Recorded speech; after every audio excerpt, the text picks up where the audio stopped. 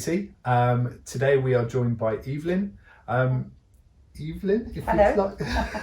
if you'd like to introduce yourself, who are you, interesting facts, anything that comes to mind. Okay, I'm Evelyn Golder, married to David forever. We have 2 adult sons, one of whom is married and has 2 sons. And the oldest has just turned 17 and just had his first driving lesson, which he said, "Grandma, it was quite something trying to get down the middle of those 2 lots of parked cars." So he'd sort of, I think, it brought him up short a bit, but then that's a 17-year-old for you, isn't it? Yeah, that's cool. So I'll push back. How many years have you been married to David? Because a very long time. You're not going to give me the answer. That's fine. It's fine. Nobody's going to do any maths. I think 1962 we got married, so it is a long time. And I know it was before you were born, Martin. Okay, I wasn't going to share that, but yes, it was. You should be pleased to share that. Before I was born, Evelyn. Yeah, that's wow. Yes. So I'm trying to picture. So where did you get married? What was it? Well, it was a church called St Lawrence's in Morden, 1300. Dates back to 1300, on the edge of somewhere called Morden Park. And there's a little lich gate, a very old church. So have you always lived around Croydon? Just a minute, let me think. No, we started our married life in Clapham North. Wow. And it was the first turning on the right past the bomb site. Now, I'll say this, David won't mind really. He used to get lost on the way home from Clapham North Tube Station because he used to turn right down the wrong road. But in the end, I had to say to him, look, it's the first one past the bomb site. Now that shows you how far back it was, because there were still bomb sites. Wow. Okay. Even in the early 60s. So, yeah. It goes to show. I mean, my father-in-law, when he gives directions, he always gives it via a pub. Yeah. So the Hope and Anchor and all those kind of things. So you were literally using bomb sites. Oh, that's right.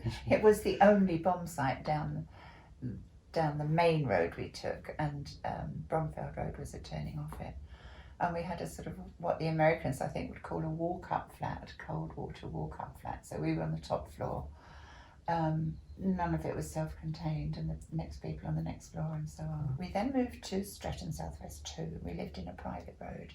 And the great big house we lived in, which had 15 flats, it was huge, old, on 5 stories, is now a little, little nature reserve. It's beautiful. And I found it quite by accident when I was working, and I had to go and see a mother and a baby in a mother and baby place, and I thought, I'd just walk up the road and see if number 36 is still standing, and it wasn't, but it was beautiful. And then we moved to Croydon. So we'd been married, I just know, 10 years I guess when we moved to Croydon, and we lived backing onto the brickworks, and that was okay because they used to close at 5:30. But then they started working 24/7, and that was when one of our sons started sleepwalking, and so we decided to move. And we came here, and we've been here since 1973. Wow.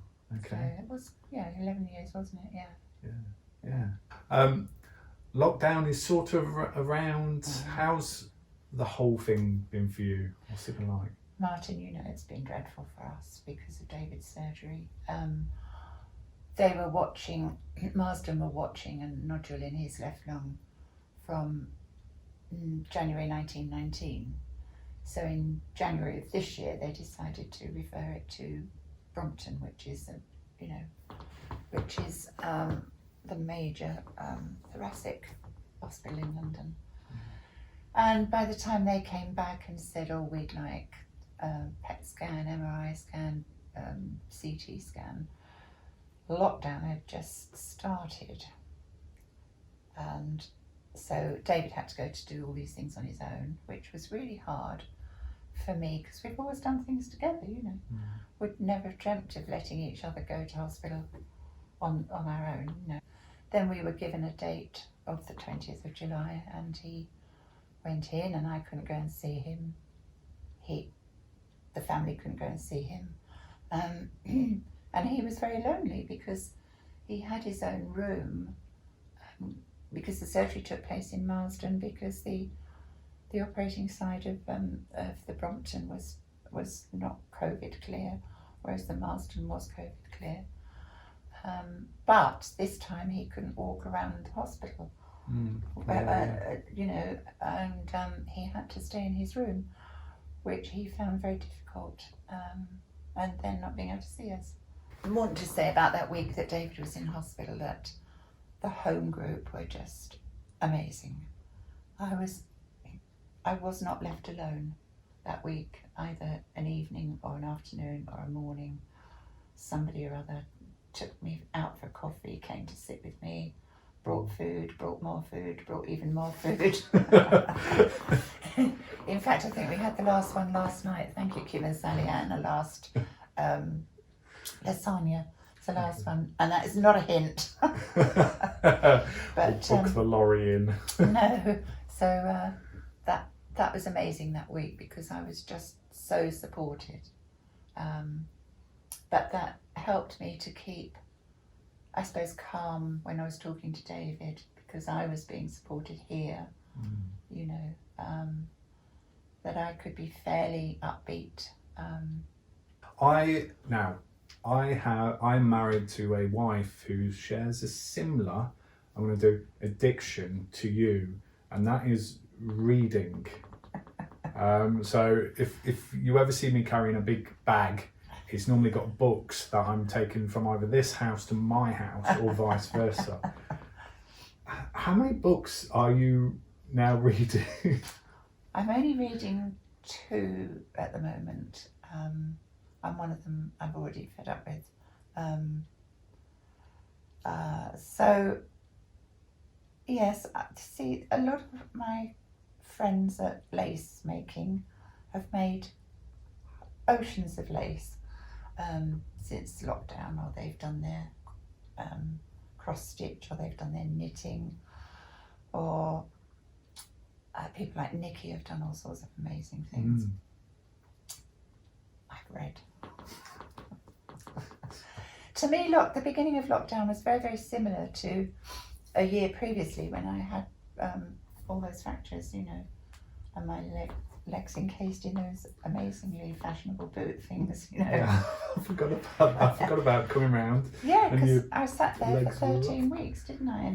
And when lockdown started again, I thought, well, okay, this isn't much different from, yes, I can walk around the house now, but I couldn't go out then.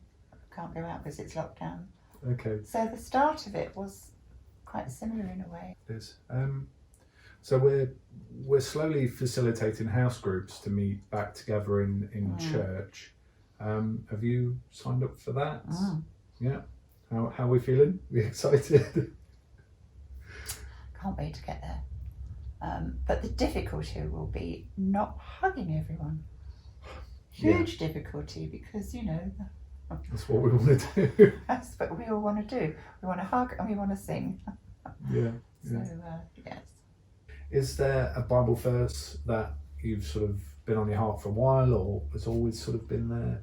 One that's just kept me going at various times over the years, of course, is the 23rd Psalm, because our beautiful Jonathan, who was 17 last week, had his first driving lesson. The pregnancy with him was touch and go, all the way from 16 weeks onwards, and I was, you know, working really hard at the time, travelling miles, going to court and everything. But the Lord's my shepherd, and that new version, you know, where there's the repeat chorus and everything. I will trust, I will trust, I will trust in you. I will trust in you alone, and that really kept me going. And you know, Jonathan was finally born at 33 weeks, but weighing over 5 pounds. Okay. So if he still went in an incubator, but you know, Yeah, yeah. if he'd have gone full term, they said it'd have been about 10 or 12 pounds. It might have needed a wheelbarrow. But you know, I look at him now, and when I think that they'd told Ruth and Matthew 3 times to terminate that pregnancy, and I look at this lovely, quite nice looking young man. Yeah. Who in a couple of months will be driving his grandma around, holding onto a seatbelt like this, praying to a saviour. But you know, and he's a bright lad, and he's a helpful lad. He's not always helpful to his younger brother, but you know, when I think that we might not have had him, I will trust in you. 23rd Psalm. Thank you, Evelyn, for taking part in SBC Chat. You're very welcome. If anybody else would like to be involved, send me a message. God bless. Bye. Bye. God bless.